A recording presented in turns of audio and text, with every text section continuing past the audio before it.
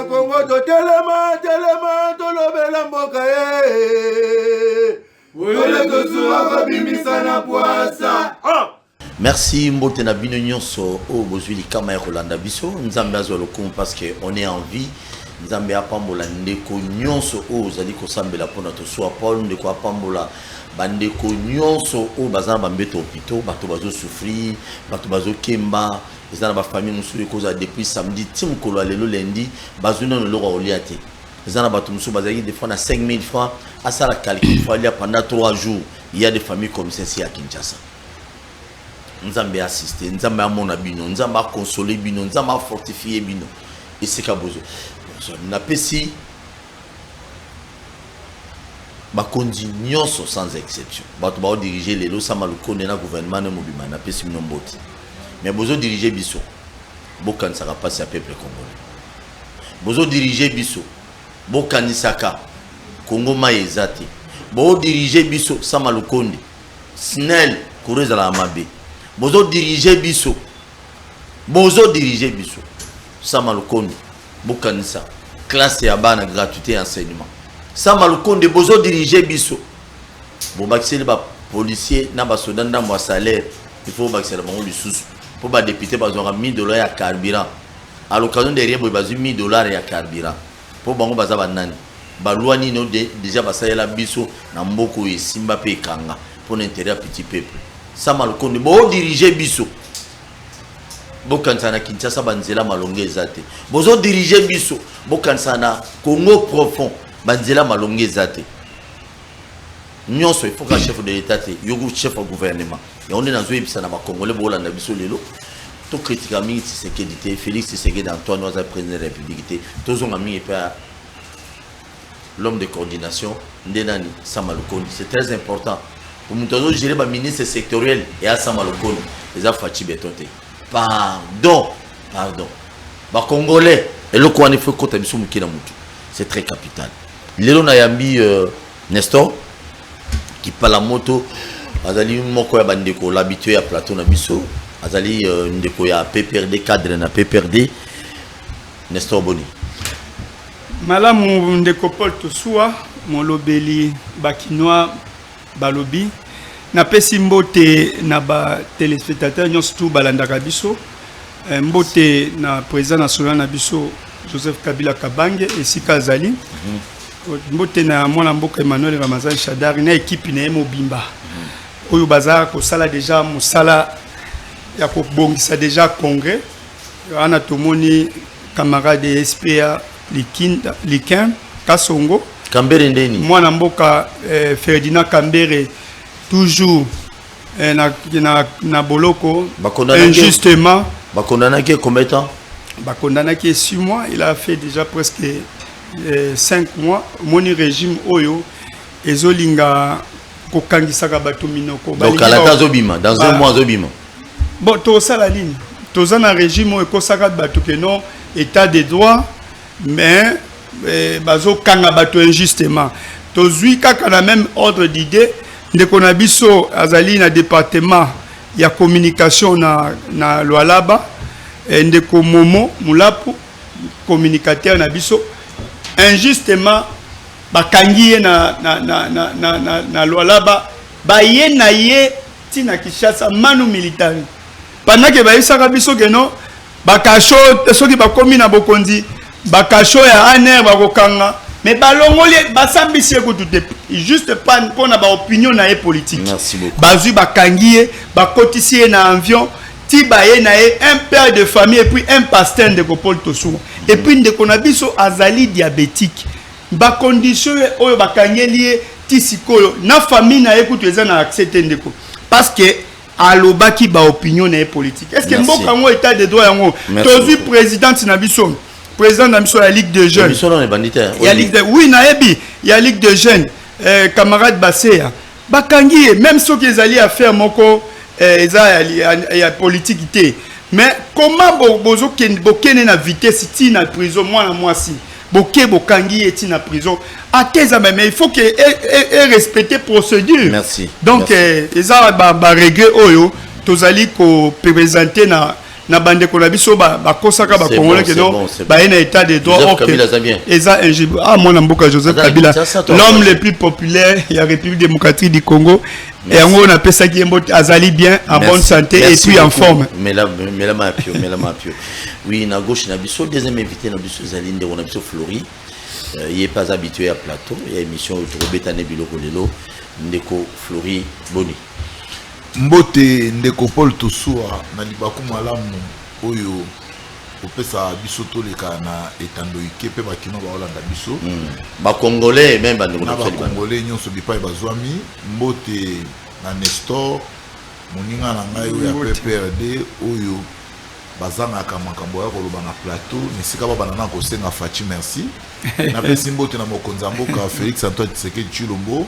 pona ba effort oyo azali ko fournir et lelo eza so a démontrer na pesi mbote na secrétaire général Augustin Kabouya le monaboute du chef comme on l'appelle affectueusement ye potozungi sa partie esika na yango partie zwa nzela oyo esengelaki kozwama mais tika ndeko Paul na kotika makambo ya boyiti ezala ekota na mito ya bato mokonzi mboka alobaka ndenge ya koti na pouvoir la première décision ezali kokanga ba cachot de fortune nani koyede ndeko Nestor lorsqu'on parle de cachot de fortune ezali ba lolenge ya kosala makambo oyo ezali kotosa mibeko ya mboka te on a un cachot de fortune le bini.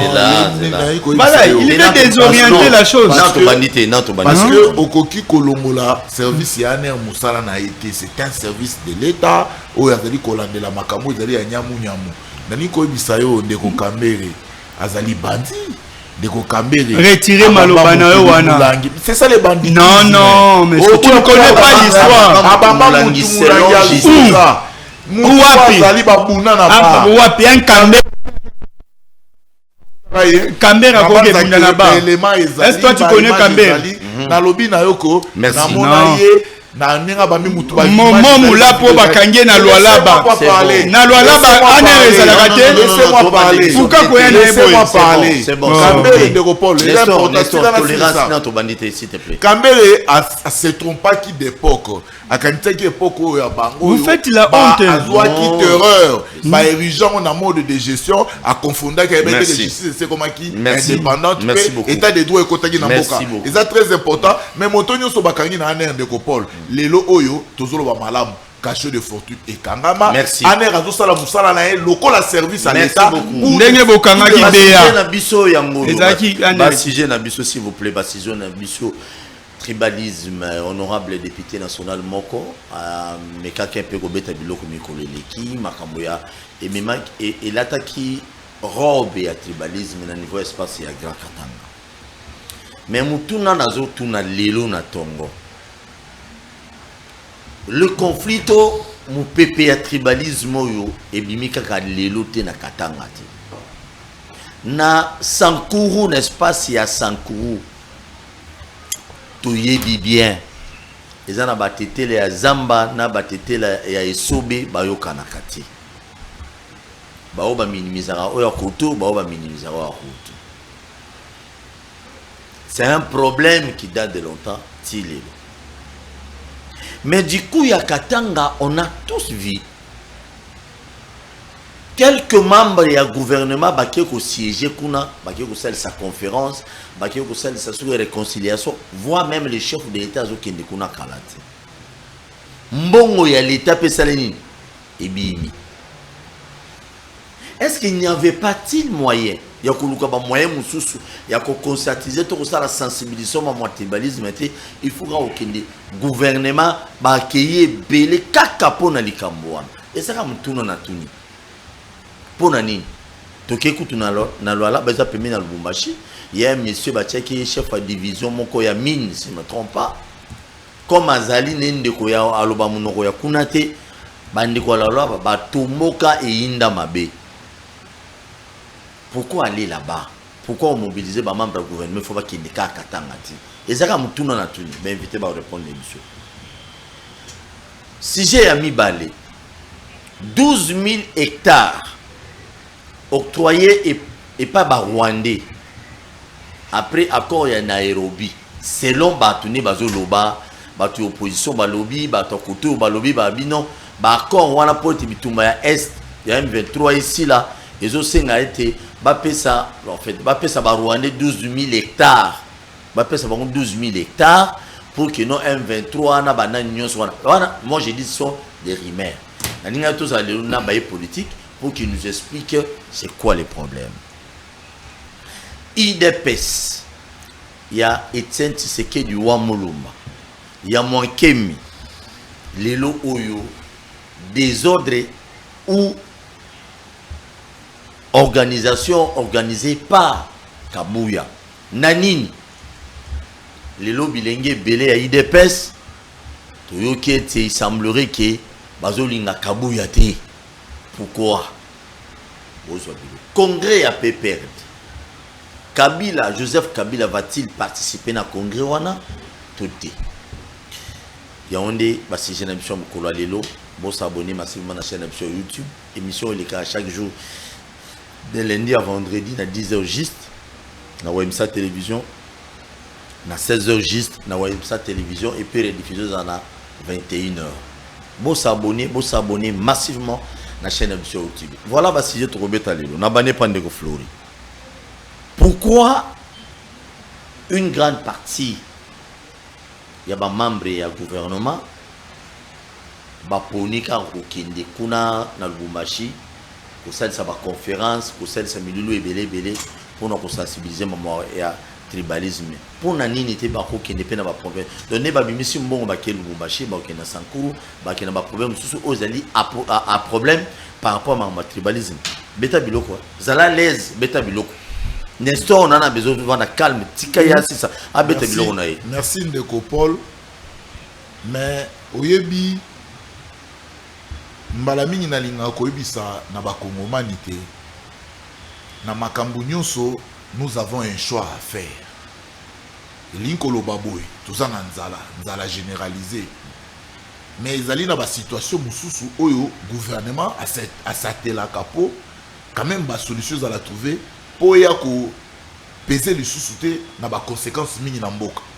Nango ko pesa ndakisa ya est au monaki na niveau à Kasai tu as na pénurie même ya masangu tu as na problème ya ba mai ya ba malnutrition mais mokonza mboka portaki je prends le Kasai oriental à l'époque parce qu'il y a sous Bongoté il y a déjà des avancées il y a déjà des avancées belé siko yo mokonza mboka a sali choix ya okene na est to attaquer na likambo est parce que l'insécurité beaucoup yo négliger est et yo kopanza na susu ti et comme au gouvernement il y a un contrôle na yango makambo eselemi na Katanga d'après l'histoire de mon pays ça nous renseigne makambo belé surtout attitude ya bandeko bafandi na parti wana ya république oyebi lukuta mabe province ya Grand Katanga ezali ko égorger ba minerai belé ba minerai peu important ya mboka na biso pe ba minerai wana ezosala te même budget l'état ezala occupé à une grande partie dans makambo esalema na Katanga et oyebi histoire ya Chombe ba succession esalema oyebi makambo wana eto ekoso ce sont des histoires où à un moment donné il faut éviter yango makambo tribalisme mboka na biso ezali na tribalisme te parce que tribalisme par définition ezali organisation sociale où ezali fondée sur une tribu mais biso ndenge to organiser RDC ils allaient fonder la tribu Moroté. Par contre, biso nyonso, ma tribu na tribu et sengeli to joindre to sa constitution mboka na biso parce yango nezali le roi boussole na biso. Mais nga le roi na tanga sociologie na classe ba yebisaka nga balobi il faut qu'on lutte beaucoup plus na eloko to benga l'ethnocentrisme. L'ethnocentrisme de Paul Ezalaka c'est-à-dire bateau to ekolo moko et mimonaka malonga koleka ekolo mususu. Dans un pays ou dans une nation, il faut qu'on lutte et qu'on mette en place ma politique que bisonyonso tozonga kaka nanani na mobeko pour éviter au fait ba écart wana. Makambo selemina Katanga, il était important que le gouvernement s'imprègne. Na yo lobi misolo à l'état, mais gouvernement makambo neza bato à l'état.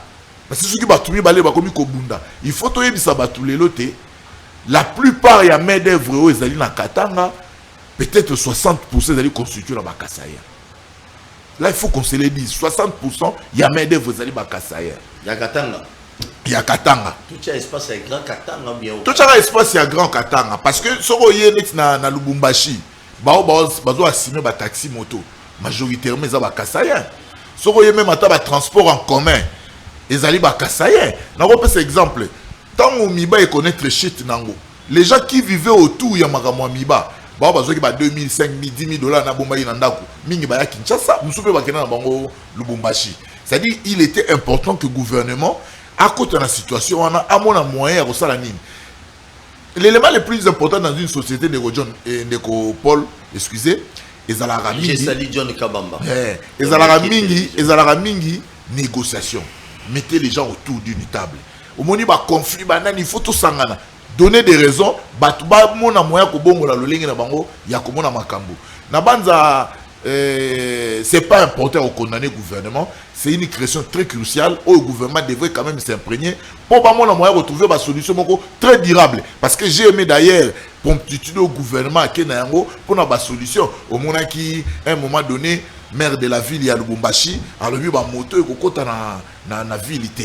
Mais ça peut être une mesure, mais une mesure d'interprétation, on le fait tout simplement parce que Balouba. Ça, c'est un élément. D'ailleurs, moi, j'ai interprété aussi à ma manière dans le but, mais et là, quand nous sommes en Dégopole, au moins l'État est opérateur économique.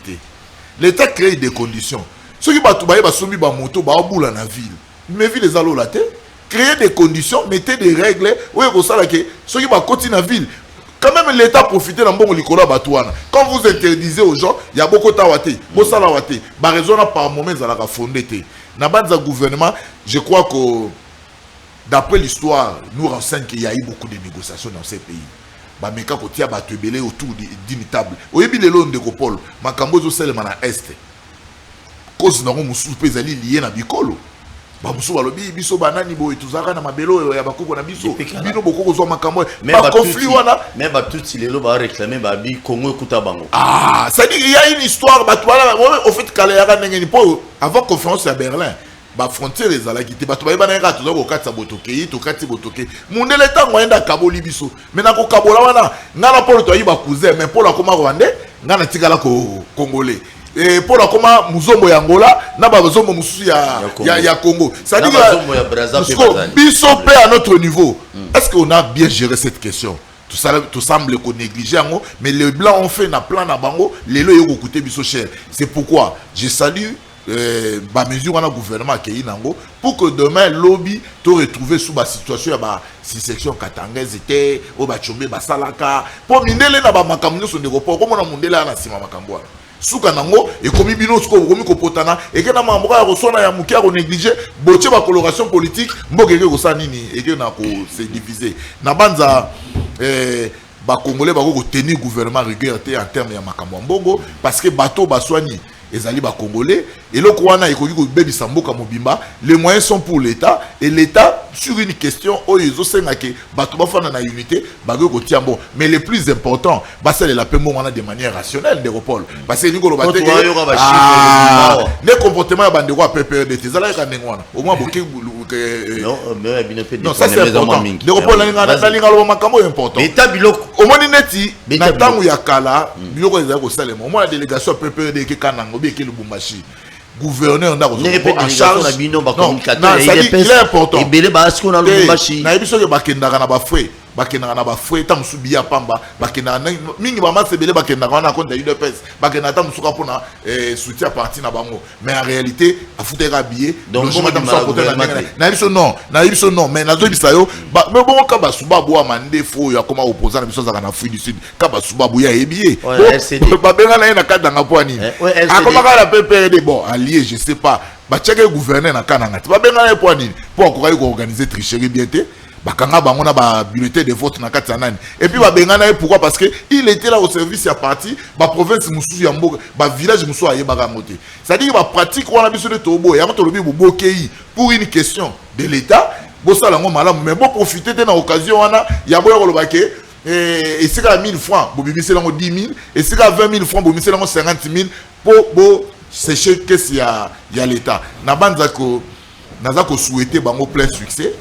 l'obito ka ba résolution que bato ba fandi ba yokani mbokeza ya biso. Je veux pas revenir sur ces débats dans Décopole au mona ki ya ba o ba biso boitolia ka mboate biso et puis comme ça nga bande comme ça ba luba est-ce que faut silika po lia ka mboa so ba lobilo lia ka mboa na lia nguma o se ka po silika po yo yo ndo lia nguma yo lia nguma te yo lia ka kobate o silika po je crois que ba débat wana za ba eza kuna bande comme ça d'ailleurs sala na ndeko mo émission awa lobi na moment ya campagne Derek se souvient d'ailleurs des émissions na masina ya ndeko mo ndeko na biso bandu akina na base mo si bateka bambwa siko po a convaincre ba papa wana baluba wana nyonso babi non si réellement le candidat na yo aza pena muluba pas ndo ko sa bon ya muluba abi po vraiment pour ton dimayo il faut oliambwa siko liembo ndoko ye alobi a muluba kinta sa botama a et ba exiger ali ambwa pour être non ba pesa candidat na e ba voix.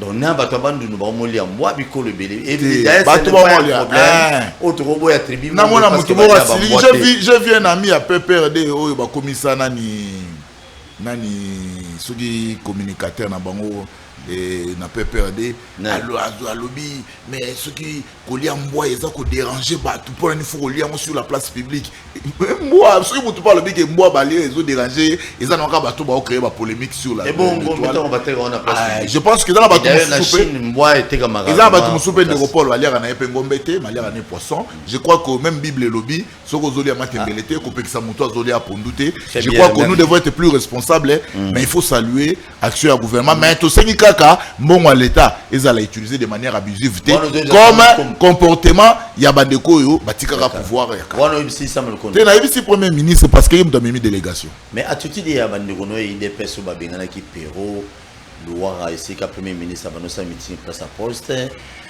ce bagage corps ya premier ministre était mais le batia qui épinait mais ça qui m'a béni toujours ka image totali na ba tumsusu ya bino il dépêche kutuba militaire bino so il dépêche dans sur na bango abi ya bika ki po ba kimisa ki non mais ndeko Paul il faut yeba que mais le réunion surtout ça il faut être conséquent ndeko Pero azali journaliste ba positionner azwaka faut être conséquent biso surtout dans IDPS mais nous n'avons pas la même éducation parce que faut yeba yango biso surtout dans IDPS nous ne gérons pas nous tous ba imer na ndenge moko et il faut que il y a des gens qui sont hostiles balingi aussi bakombo ya président na bango te aussi bakombo ya Jamaka ya plutôt Ogise Kabuya te ou citoyen non je crois que Mabe ezali na Pero te Pero n'a pas le monopole ya kolobaka Paul amutu Mabe te Pero n'a pas le monopole ya kotia thermomètre ya kolobaka régime mais faut landa ye ninga atelemaka na milieu politique ya batu musu ba ondima yo te et je crois que mais toujours c'est appel na ba ninga mususu. Nous sommes en démocratie, l'IDPS a prôné l'état de droit, la liberté d'expression. Tous allons toujours un argument pour répondre à Batunio sur Baza pour attaquer. Mais il faut que dans ma dans ma position, tout ça là, il faut être toujours conséquent. Mais bien sûr, nous n'avons pas le même niveau, nous n'avons pas la même éducation, nous n'avons pas même fait les mêmes formations. L'IDPS est un parti de masse. Il faut toujours faire attention quand vous prenez des positions contraires à l'IDPS. Merci beaucoup. Bartobele balobaka selon l'histoire babi cimetière ya Moulayi na Congo Mobimba ezali kolongwa Katanga ti kokoma na Kasai yango kokoma na espace Grand Kasai. Pourquoi balobaka yango? J'ai suivi mon confrère journaliste à sala analyse wana bi cimetière ya Moulayi na Congo Mobimba eza parce que normalement c'est sécession katangaise bande ko belé ya bakasai ta bazozonga bakofa ke belé na nzela bakunda mapi en désordre ninga bulu ke na nzela. Est-ce que yango wana ndembiso génération ya lelo il faut to na mulima tribalisme na Congo betabilo vraiment ndeko Paul Tosuwa et azo ka ma passe koyoka ndeko na Flori yo lo na lingaka mingi ya ko benga d'abord le bi secrétaire permanent na biso adjoint Kambere Azali Kuluna tout ça non ça juste quoi tu as bêtise on a les parce que moni ndeko Ferdinand Kambere azamutu oyo so tali attitude na vie na mobimba otika ko mona ate na ba problème te situation yo bo sali bozaki na sima arrestation na ye mutu azonga epai na ye na ndako monsieur Flori ba benga ya kozwa invitation et pas ka mutu abenga ki a kozwa invitation akomi plaignant na ye Déjà biloko to lebela ngote. Ba état de droit na poloba bino déjà même population yemo ko ça comprendre que non ezali na ngoka ba slogan. Toke na marambo ebele azoloba. Mambo ebele to mona. Ne quoi tozu no likambo ya ndeko ya Pierrot Louawa. O aza journaliste confrère na yo. O ete ke bo sala soni. Au moins ils sont allés réponse na ye, ozo comprendre que non, IDP c'est parti moko eza na dictature plus que même à Mobutu. Parce que azolo ba non, soko ozo ba opinion na yo ata ozo ba opinion, il faut e ba que non, kuna ba tout moko bazalaka bo. Est-ce que yo mutoye na état de droit ko tenir ba comprendre de un journaliste ozo exprimer ba makambo ezali réel et puis vrai. Et alors là yango boko motambu sa Paul to soit na ba soda. Likolo kaka ba opinion na ye naza surpris na ye na kuti Paul to soit comme na garde donc journaliste azui ba opinion na ye o ezalaka vrai ce que ezali lokuta va dans son émission la qui ça na ba congolais que non makambo Pierrot Louawa alobaka ezalaka lokuta et non ko ça que non soka za na plateau il faut ça la keba parce que IDP c'est ça na ba tempérament non ezali dictature. Hein? Et puis, on a cité que beaucoup intimider de quoi na toke na mamozo le kana katanga ndeko Paul Tosoua Beta bilo Congo ezana plus ou moins 450 tribus 450 tribus RDC. Alors tribu na tribu ezana coutume na na tribu tout c'est bakisami hein ezana bokoko na yango soki tribu ya ba Paul Tosoua baliaka repas moko boye. Au moins, na mingi, ezaka mingi, monaka mo yaka na mo sali moko spécial, hein, moko komo boy. Mais comment bino na tribu na bino bolongwe bokomi ko kende ko lia biloko ezo gêner batu ya province mususu parce que pona bango d'abord mbo ezali animal moko to benga domestique. Et bon nyao. Bon c'est la même chose non papa. Obi. Et bon mususu. Omoni non soso ba boko la pona ko lia. C'est là romona que non, je vous ai parlé des tribus non. Tous en plus ou moins 450 tribus. Moi je ne dis pas que non, c'est ezali mabe pour na bande ko na biso kasai. Balia mboa. Tribu na tribu ezana bokoko na yango. C'est-à-dire ndenge pe Bible loba o muninga zolia hein et gêné yote parce que ezali conviction na ye. Mais ezana batu mususu na mboka mususu ba moni ozoboma mboa pona ya azomona ngo mabe. Azomona ngo me mutu azandenge nini? Bokomi na province ya batu c'est vrai za Congo. Mais vous avez une réserve pour éviter que ça biloko musu en public. Tout le monde avant publication de résultat. Vous avez fait cela en public na limité na bino. Et ça qui fait. Alors, ce qui déjà boye ko gêner batu. Hein na province mususu. O ba moni yango mabe. Ce qui muto a décrire bi que no biloko boyo ça les ali malamute. Et comme tribalisme wapi. Ce qui total na régime au tribalisme mati ponani. Et ça d'abord exemple mon konzamboka et moi azopesa. Soko tali na cabinet mon konzamboka plus de 90% baza bande kono ya province na ye. Plus de 90%. Otali na ba institution na biso entre autres soko ozui pour constitutionnel président Tchenan. Ozui na Seni. Biso on n'est pas d'accord. A Tchenan. Ozui na justice a Tchenan. Ozui na ministère intérieur à Tchenan. Ozui na même secrétaire général ya Seni à Tchenan. Même adjoint à Tchenan. Ozui donc c'est des partout mon konzambo kazo la biso que non lui au moins il doit privilégier ses propres frères. C'est ce qui frustre maintenant les autres. Ote boy na Katanga gouvernement kiti na Katanga wo na Katanga. Papa, na ba province belé ya na ba conflit non. Totai na ba Congo a pas plus longtemps. Il y avait conflit à Makassi. Pourquoi pas gouvernement qui t'a dit pour nous? Pourquoi pas Bakeka na Kasai et na Katanga ndeko? Hein? Est-ce que il n'y a pas un goût sur roche na visite à Samalukonde? Samalukonde a dit que ça l'évaluation et l'état des sièges.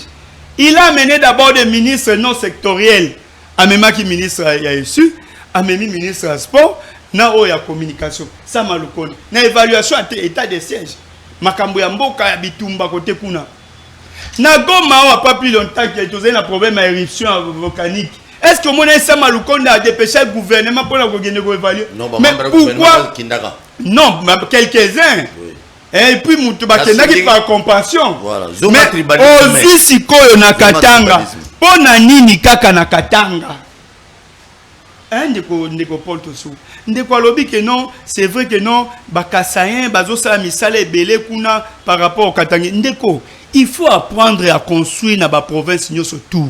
Pourquoi vous laissez les grands Kasaï comme ça? Yo kanisi na Kasaï bazana pour ça ba infrastructure té. Ceux qui botchele bango ba école, bango nyoso tout ba infrastructure. Est-ce que bangi ba kende ko sala ba moto na Katanga? Hein? Parce que au moins les gens gênés par ce comportement ba de la biso. Babi mutoza la base de déplacement ya bato wana mingi. À l'époque avant nous président Félix Antoine Bokonzi. Babi ezali Ngoïka Sanje parce que c'est lui Babi ene muto traqué qui va te belé parce que Ngoïka Sanje à l'époque il était na PPRD, il avait beaucoup traqué le jeune gens là-bas des bakime Nalobi ndeko Paul Tossou wana za fofouya. Non traité donc je vous s'il vous plaît. Oui. S'il vous plaît. Oui, parce que tant que Babi, il faut construire. Mais avant qu'on construise, n'oublie pas Ngoïka Sanje. Président Félix Lelo, c'est lui qui était le gouverneur de tout puissant à l'époque. Babi, Tchobécha, il était intouchable de tout puissant. Donc, la gestion de Yamabena Kabila à l'époque, né pour ça, c'est lui qui est à la base avec Kabila. N'oubliez pas cette histoire. Ndeko Paul Tossou. Aujourd'hui, Ngoïka Sanje zape. Ana union sacrée. Alanda qui vision chef de l'État. Soki Ngoïka Sanje asalaki bongo, mais aujourd'hui Ngoïka Sanje il est au Kasaï non.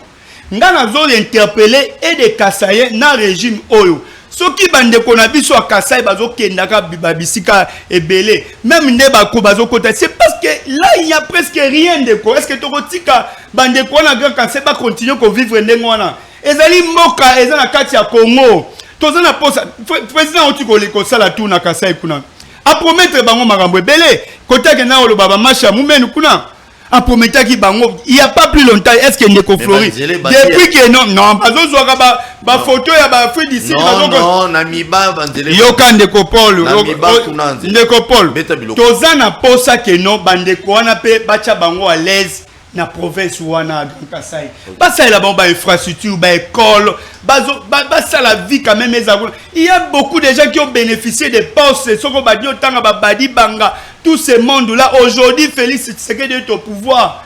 Mais il ne faut absolument rien à Kasaï. Et la province et puis kokita ya gouvernement kuna ngana zo mona eza lokola kaka bazo kende basali abosala eza ko gaspiller ka mbongo à l'état.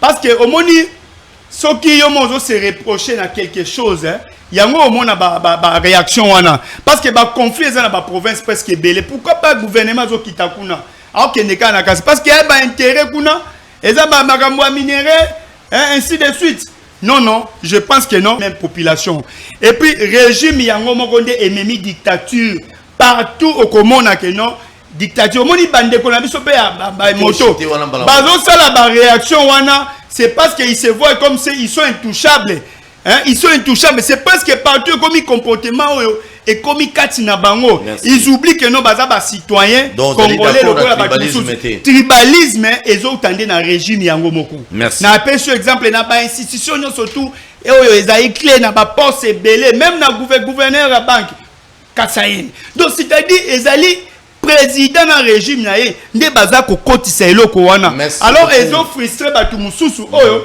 ba mesana na tribalisme te yango wana tokoki ko mpenda ko décrire yango chaque fois eza ko condamner tribalisme. Vous allez d'accord comme Florian Lobby abi Samaloko ne va dépasser mon gouvernement et belé parce qu'il y a aussi d'autres urgences. Mais je vous dis est-ce que le régime déjà mon konzamboka aloba déjà gouvernement ils ont un manque à pilotage. Qui peut faire encore confiance dans Samaloko? Personne, nous on n'a pas confiance parce que le président Yamoko déjà na congrès na discours na ye aloba qui que non le gouvernement manque de pilotage. Il oublie que non c'est lui-même d'abord le premier pilote. Merci. Donc le peuple ne peut rien espérer parce que déjà président déjà le doit espérer. Doit espérer ni tant que numéro 1 Moko aloba il déjà kutumbo il ozobeta manande konabiso Flori ya IDPS et puis nande konabiso qui parle la moto Nestor qui parle la moto ya PPRD pour le Belanini ma tribalisme gouvernement va qui base pour la quartier général dans le Moumachi pour nous lutter contre le tribalisme on ne comprend pas pourquoi pas Panzana et Koromo Bimati to éviter les pourquoi. Deuxième question la mission Ndeko Flori 12 000 hectares il semblerait 12 000 hectares après négociation au Tigosali Makuna na Nairobi au chef d'État qui commission Mobukuna pour bakutana ba rebelle pour bayo kanaba solo ba harmoniser pour que non bitumba ici là mais batubazo loba ils ont comme na réseaux sociaux que président de la République Félix Antoine Tshisekedi moko atombolo moko mai Robi Kabila trop comme c'est brutal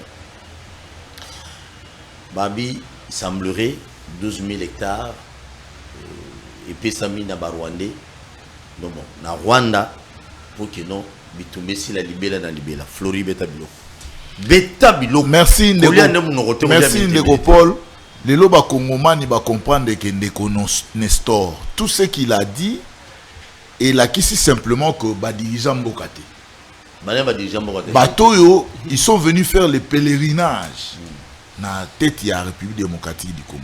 Mais n'oublie pas, s'il te plaît, Tchavrigui, n'oublie pas secrétaire général de l'IDPS, Kabouya. Dans sa émission, je crois que maman Chantal à la Mouka dernièrement, la vidéo Mouka, le bagage est limité sur le Naba combattant, et c'est bon, le président de la République, à un gouverneur, mon côté à la République démocratique. Donc, à gérer le gouverneur, n'oublie pas ça. Non, il faut la vidéo. Je pense que Ndeko Paul, Makambunyon soyo Ndeko Nestor alobiawa et la kisi simplement que basala musala te na mboko pe po na mboko yo. Na yo kiazoloba pona nini bande ko na bako otonge pa na bango te. Na mituni motuna bosha batongi nini. Lumano atongi nini. C'est Lumano atongi belé. Limbisanga. Ah non. Non, Limbisanga. S'il vous plaît. S'il vous plaît, tira na ebité. La mère menda atongi nini. Ah, Raymond Chibanda atongi nini. Parce que na boyina tangelo bakasi ki tout kasaye autour ya nani ya Joseph Kabila. Limbisanga non l'état ezalaka premier ba tribité. Na badaki kopesa yo définition ya tribalisme ezali organisation ya société o ezali autour ya tribu. Or bato nyonso balobaka ke baluba ou bien bakase ba ke notonge pa na bango Ndeko Paul. Ça démontre tout simplement que bayebi mboka te, bayebi l'état te. OK, beta biloko. Réfléchir. Qui est de ces Katangais qui a construit au Katanga? Parce qu'on se pose des questions. Non, Célestin Mouyou. Non, excusez Paul. Soro commune à Katanga, toutes les grandes infrastructures. Au niveau à Katanga, l'État a plus de 6 000 maisons. L'État a 6 000 maisons. Désorienté Badou. Le président a promis autant à Grand Kassai. Il n'a réalisé aucune chose. S'il vous plaît. Il a promis autant, il n'a réalisé aucune chose. Mingi. Moi, je ne parle pas des individus. Mais lui parle maintenant des individus. Moi d'abord, non, Yokanan. Nestor, Kitanan. Mingi. Raïs. Mingi. Très bien. Nana besoin Kita. Tika Fachibe a désorienté Mouko Tombolo béton Mouko Maïbe béton Bilo Ndeko Paul qui de ces Katanga a construit Katanga n'a pas su kaka non mais il faut c'est important de je vous dis ceci l'état à lui seul depuis mon Konzabo Félix Tshisekedi a un pouvoir l'état a récupéré plus de 6 000 maisons. L'État na Katanga. Ba grandes infrastructures union ceux en Katanga Ndeko Paul. Qui a construit? Ce sont les Belges. Katanga comme on a ndengeni. Les Belges ont pris les matières premières dans l'Équateur. Baté qui yango bazu moyen, ba iko sala exploitation minérale na Katanga. Mais qui met d'œuvre na Lubumbashi Katanga mobimaka ba kolozi kuna nyonso. Mais d'œuvre où tu as c'est où na Kasai. Jekamine était géré par qui? Par les Kasaïens. Qui ont construit de belles maisons, qui ont construit des villas, et puis d'ailleurs, sur l'hôtel Magambouya, Lubumbashi, sur l'hôtel configuration de renaissance, on va vérifier. Au moins, en même temps, Babengana qui bat na Katanga, Bakasaya na Katanga, Basima Batubayi na Lubumbashi. Basima Tete, moi, ba périphérie, qui n'a pas les cassis, tout est consort. Est-ce que vous avez une question pour Nanine? Au moins, maman, wana, les Kagia député, wana, Moutoubabe, un député national. Ndeko Paul, il y a combien de députés à Katanga? Yebisanga.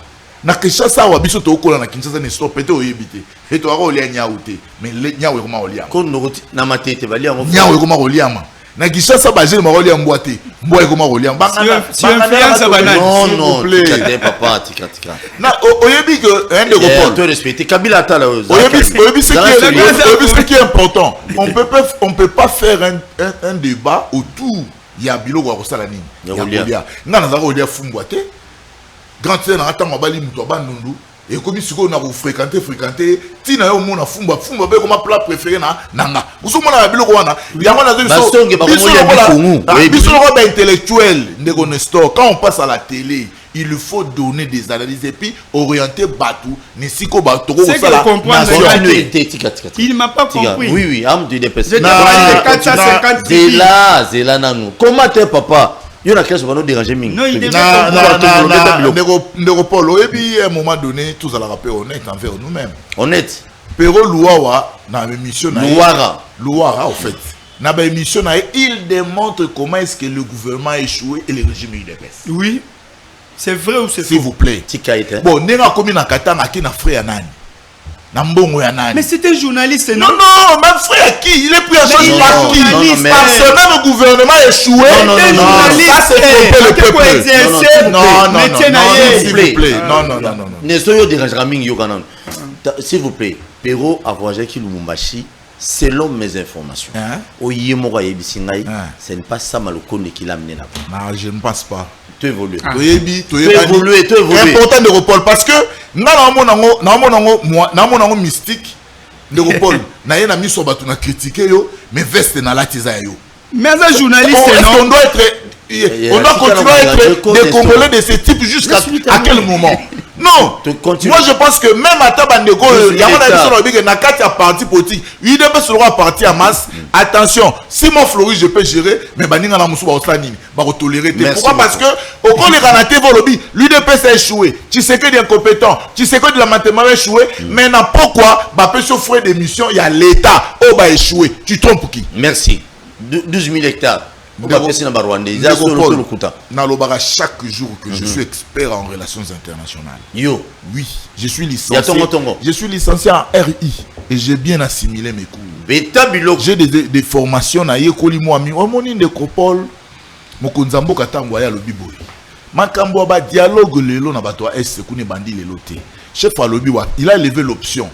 Alobi tokoki ko kene na table à négociation te, soki don to la kisi capacité de nuisance na biso te pa ya bato ba bundisa biso. Le chef l'a déclaré na Goma Nestor. Mokonzamboka alinga qui a changé méthode, a créé une nouvelle ou bien a donné une nouvelle impulsion dans l'armée pour que Total Asiko dans les jours à venir qu'est-ce que nous pouvons faire. Makambo esalemi na Nairobi lobby de Kopol ezali ba résultat ya ba voyage à Mokonzamboka. Ezali ba résultat ya ba voyage à Mokonzamboka. Vous savez, nous on a un œil diplomatique. Nous on a un œil de la politique étrangère.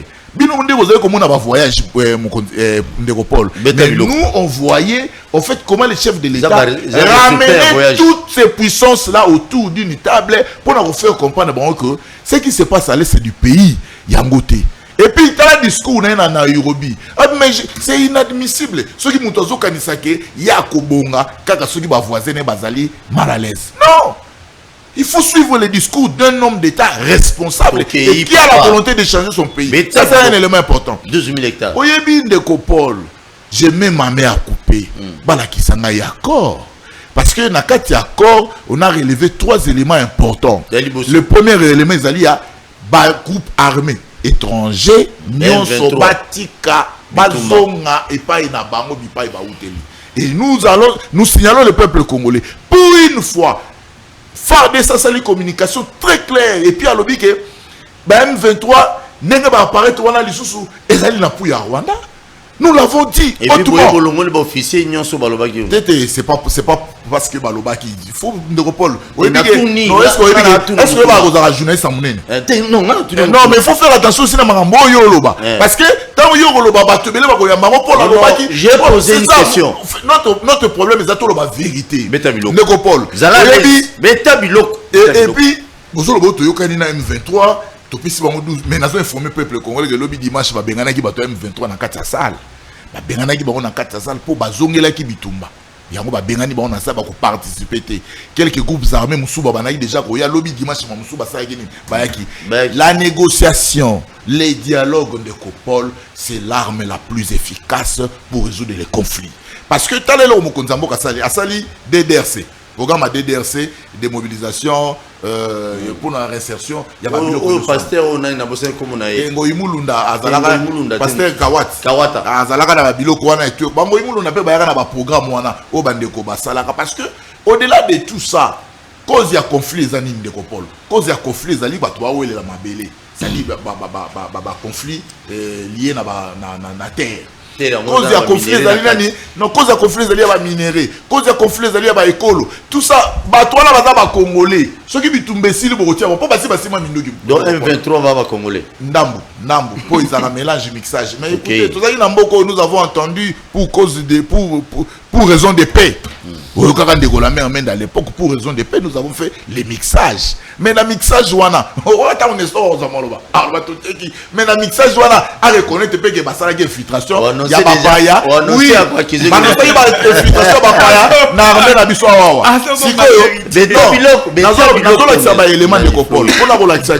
les 12 000 hectares, je mets ma main à couper pour nous que la campagne Union Soana, contre le régime. Il y a Fachi, il y a eu des pèses, ils allaient la campagne à Lokuta. Na tche ma main à couper pour dire que Bape Sanga espace nini. Les 12 000 hectares de banda côté nini, na côté nini. Bape Sanga un espace géographique nini, Rwanda, Barozoa, 12 000. D'ailleurs, je vous informe, le peuple congolais. Voyage sur mon Konzamboka, Saliti, voilà le résultat. Aujourd'hui, Kagame de Kopol n'a plus l'influence sur la sous-région. Je vous dis, dans le Conseil des Nations, instance internationale, on lui a dit de démocratiser son pays. Non, on a commis mal à l'aise et tout et consort. Mais dans tous les conflits armés, voilà ce qui se passe lorsqu'il y a les acteurs des relations internationales s'impliquent. Les Alaranides de Gopol. Au moment où les rebelles, vous nous avez utilisé pour déstabiliser la sous-région. Mais bino ba grande puissance bokomi koyokana. Mais bokomi koyokana contre na biso zalini nini. Ça c'est aussi un élément important. Vous êtes des Congolais. Ba ebisi ba on a accord que biso RDC gouvernement na biso ça la ben fort. Lorsque ces gens-là déposent les armes, total le lenge nini to ko insérer ba on a nani na société parce que avec le programme ya DDRC na ba Rwandais te ba on soit des étrangers ba sani. Bazonga na bango na bango bao bazali awa gouvernement tala dans quelle manière ba Rwandais bazonga na passe ya obi non Néropole y a un problème on a ba boya o tala force ba Rwandais c'est Banestor de force ba Rwandais et za PPRD je vous dis beta biloko je vais expliquer beta biloko Rwandais a tikala coopérer yemoko na RDC té. Lorsque le vieux Mbosso vous dit que les honorables députés Bobi Manabilo quoi. Vous pensez qu'il est trompé? Vous avez vu des députés provinciaux na Est Kuna interpellés à cause de tout ça. Vous avez vu des gens de Gopol, Oyoyo, bazali ko vivre commerce na bango, basali ba mbongo ba campagne na bango, na makila bato à Est. C'est-à-dire aujourd'hui, grâce à l'état de siège, les mesures qui prises par les chefs de l'État, et Bimisi Makambo Ebele Libanda, ces régimes ont coopéré avec tous ces gens, ces régimes vivaient, les régimes passés, vivaient avec tous ces manœuvres, il y a Est. Problème, il y a 12 000 hectares, chers Congolais, je vous dis, c'est un mensonge grossier, et puis Bolanda Bangote. Le président Félix a cédé Nélo Moto. A cédé, ce qui président Félix a cédé, c'est que voyage sur Tshisekedi a sali na étranger ça y a pas. Merci beaucoup. Nalobi na makambo sali na Nairobi et ali au résultat il y a ba voyage na et aujourd'hui même na niveau international même na niveau régional ils sont tous d'accord tout kutana na table ya négociation to solo là pour que makambo c'est ça la nini et c'est là j'ai toujours dit le bano ndeko pona loba na émission na yo nenge kaka bitumba ya Savimbi na Eduardo dos Santos ici là na Nangola, je crois que les négociations, les dialogues, les armes, ils ont permettre de la sécurité. Merci beaucoup. Oh, nous avons besoin de parce que 12 000 hectares et puis ça m'a Rwandais. Facha Pessina été, nous avons merci. Merci beaucoup. Mais tout ça dans les jours. Dans le Bible Néropole parce que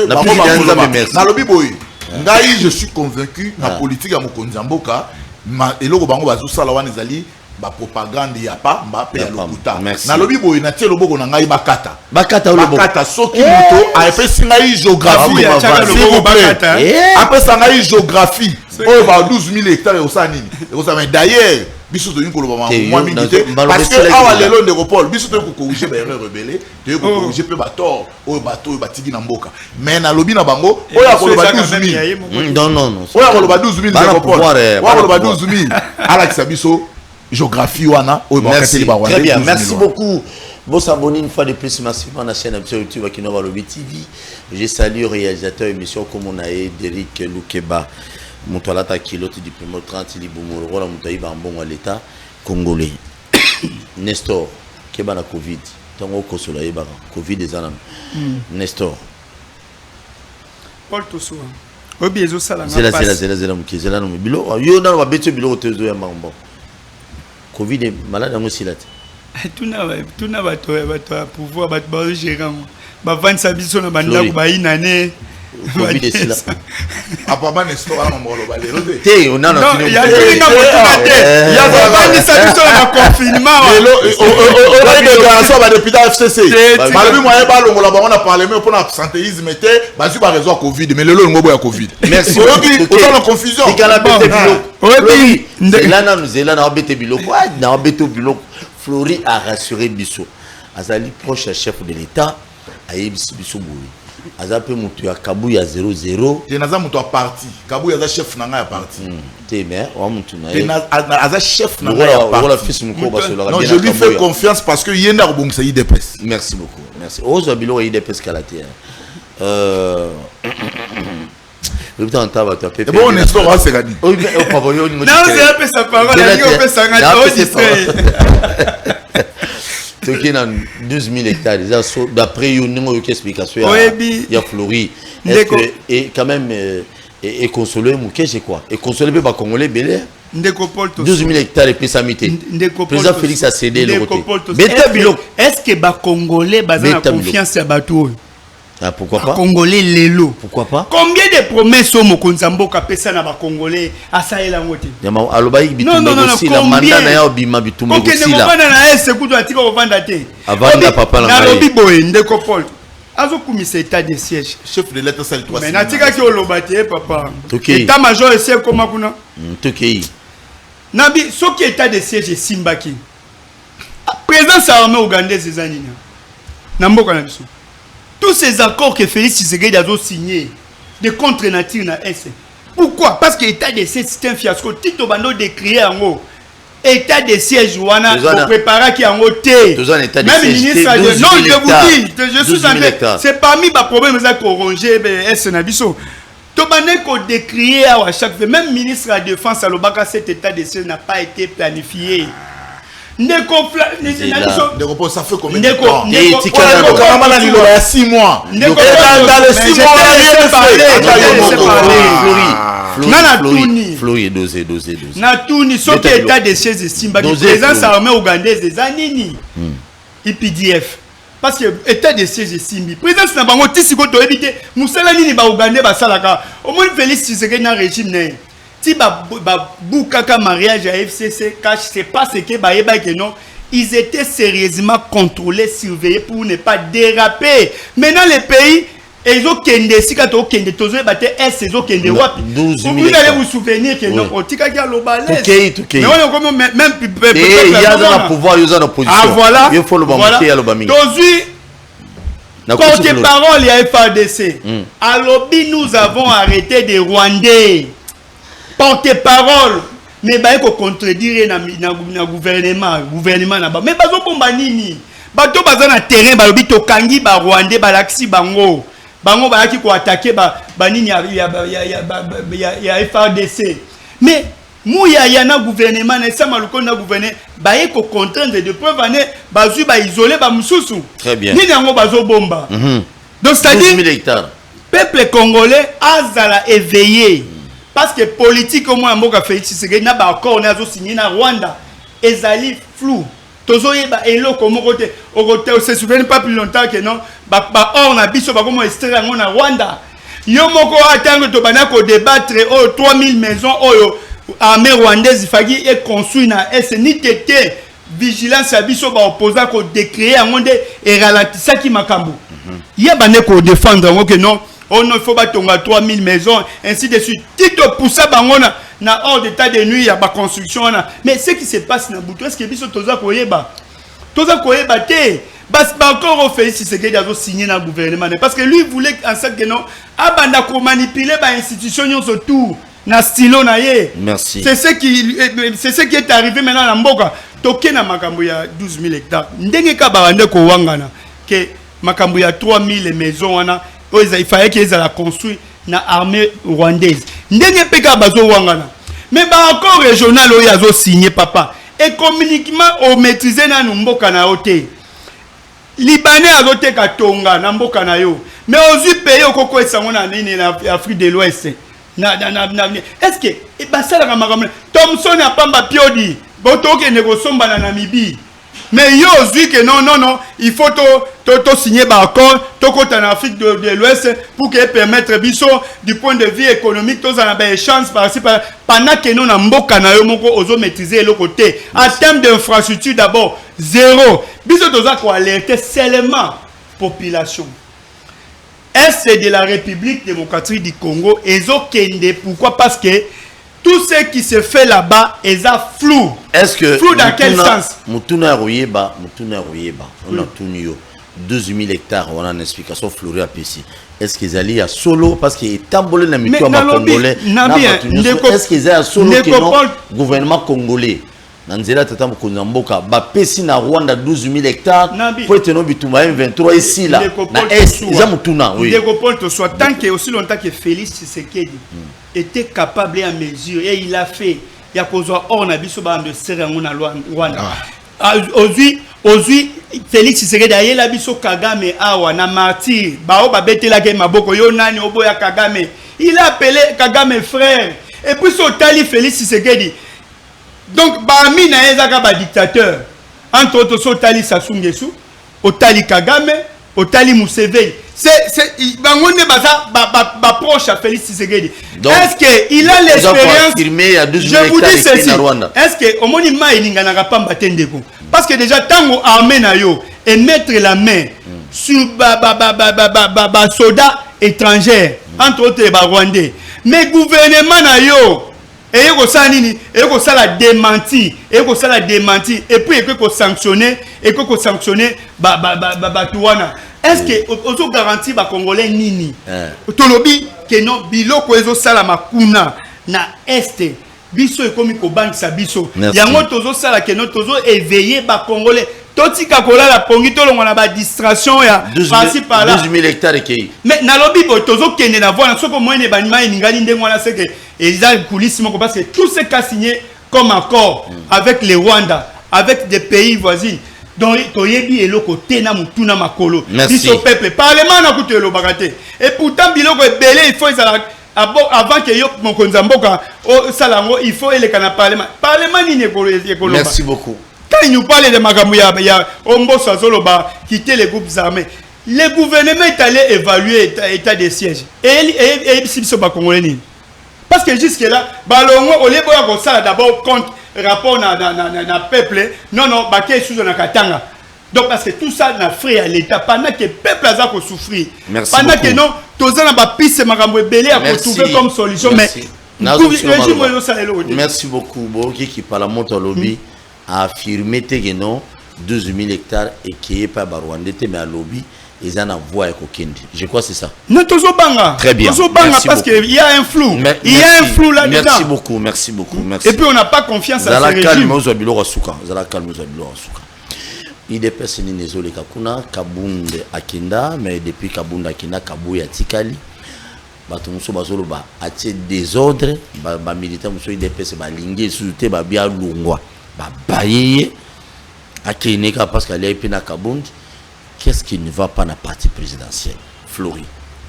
Merci. On a pu se mettre autant parce que effectivement Léopold Nazo a abordé question ya je suis désolé. Le nouveau secrétaire général Augustin Kabouya Monabouté.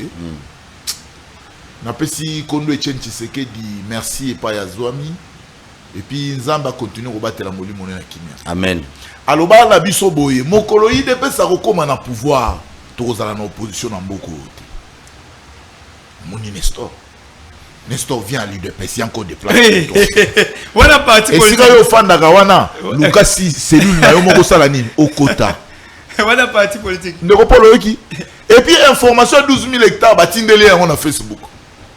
Tant on m'a escalier pour attends signaki ba akoki koloba moke atangi yango na tango signaki ba encore ya Bruxelles on a vu na Rwanda signaki ba non ça dit que tu n'es pas honnête tango ba Rwanda nga ba construire 3000 écoles na sol na biso vous êtes venu défendre ça et puis Néropole oui oyebi rapide hier banda biso to koma na pouvoir bato nyonso bakena logique à opposition baraso honnêteté.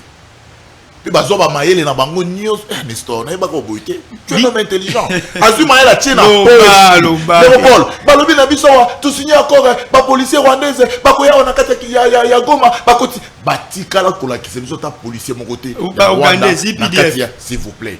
Ça c'est un accord signé. Quelle est leur évaluation? On va évaluer après, c'est pas l'émission. Voilà. Néropole, balakisa biso ta soda moko ya Rwanda te. Tosali accord à Totonga nzela ya Kasindi kuna elongwa na Uganda ya boye. Mabele toteki ti lelo bolakisa biso eloko moko te. Je crois que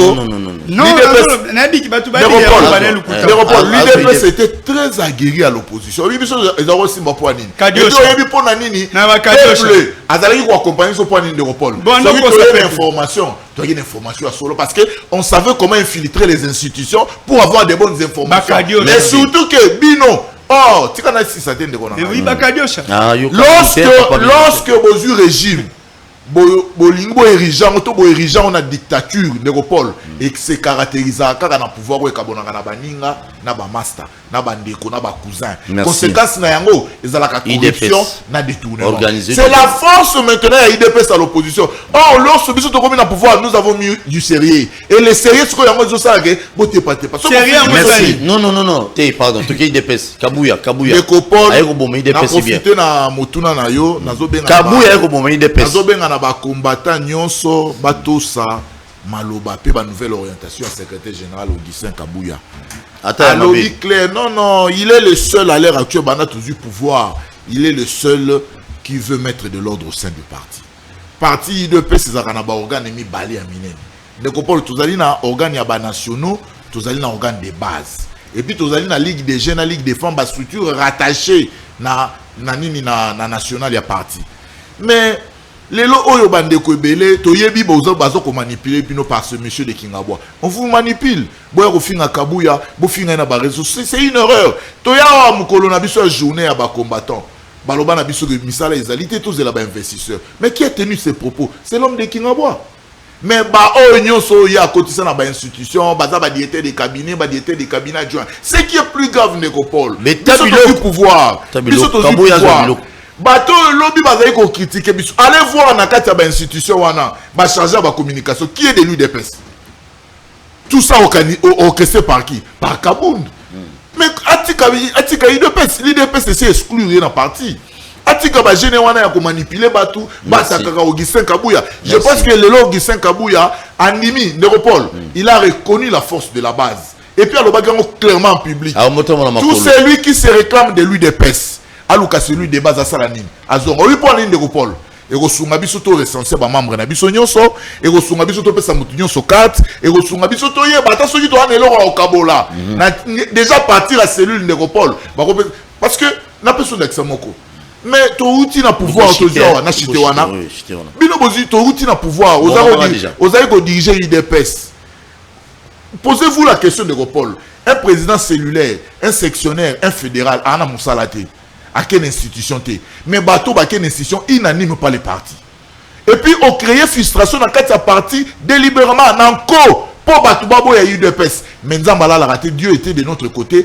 Complot nayo, plan nayo et sa ligne échoué. Laissez Kabouya diriger les partis et il a le soutien à base d'union sur UDPS. Et surtout, il faut qu'on rappelle qu'il y a un collectif de présidents cellulaires à la ville à Kinshasa qui s'est mis debout pour défendre les intérêts. Merci beaucoup. Merci. Congrès, il y a PPD dans mai 2022.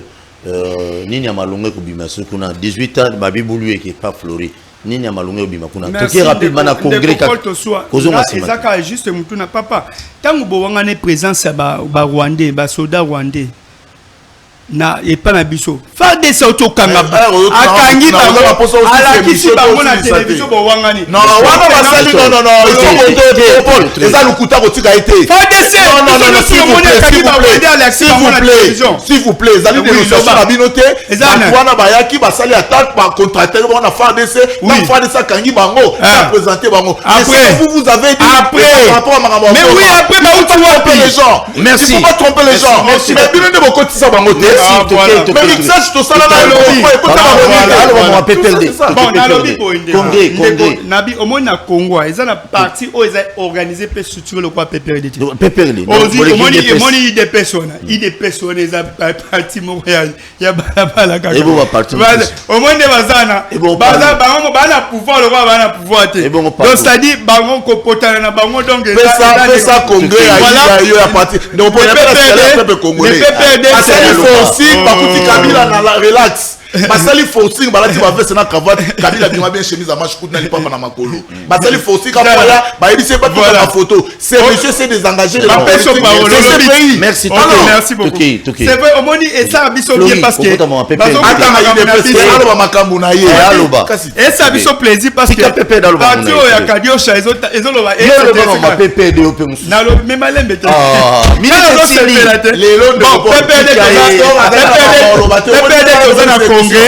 PPD tozana congrès na mois de mai parti à Joseph Kabila Kabange totikaki nanu bamuma mabe bakende union sucrée bamuma mabe babimi c'est vrai que le moi quelques-uns bazana mais ebele totiki bango bakende ko ozo bakadiosha na union sucrée ba Flori pe yamba bango mabe atanga kutu bakomba ba msuswa donc ça dit congrès na biso eza na mois de mai c'est-à-dire bazo pesa ba kondi ba animateur mususu ya sika na base parce que mon équipe ya mon mboka Emmanuel Ramaza Shada eza équipe oyo esali résistance pe pesi idéologie pe to vendre ci terrain ko alors il faut yemoko acha ba animateur de base net achaki na lukunga procès et à jeune comme on a Gelo Sadiki ozui na funa déjà ba na procès pe mususu yepe kaka jeune donc ça dit biso to kene na ndenge ya stratégie bastivité ba musu basala kate biso to sala yango pona honneur ya bon campagne faut pas na osena na pardon pesa bino 1 minute 2023 faut pas na osena pardon bino suko bino ko sa campagne na parti ni ya Kabuya na Kabundi Nestor s'il vous plaît pardon na pesa bino 30 secondes mais à une seule condition on doit déranger Mningate na banzi milulu lequel a parlé du peuple mikoleleki et week-end passé vous avez vu comment le Oka qui ont dit muto akufi mais eloko salingai passe yango j'ai vu de jeunes gens sous l'arbre Nathalie Batouana na ndimite ke bana ba carte de lecteur ti en face ya bâtiment wana ba ministère wana bavane na ngambo wana otali bango banzela bilongi na ba cicatrices kilontes na bala gomme mais je me pose des questions aux partis politiques de mon pays. Comment pouvez-vous seulement que se confier na bilenge wana ba 2000 ba 1000 francs moto mona kazane kuluna au commissaire militaire ayatina parler du peuple institution moya munene bongo ya ona lobana mboka na ngai na ebité si ya combien de partis politiques au na ba militants fidèles ba moni maman mo militant pena parti Y ba moni papa bo mais lelo yo ba militant be komi ya boulu yeke o tu kolobate mais ça me fait mal. Je vous aime bien Tokutani à tout à l'heure vous s'abonner massivement à la chaîne YouTube parce que nous avons le TV na peut savoir ma loba émission Zoya le loba bokabani Derek merci na Congo to telema to lobela mboka Wele to suwa ko bimbisa na poasa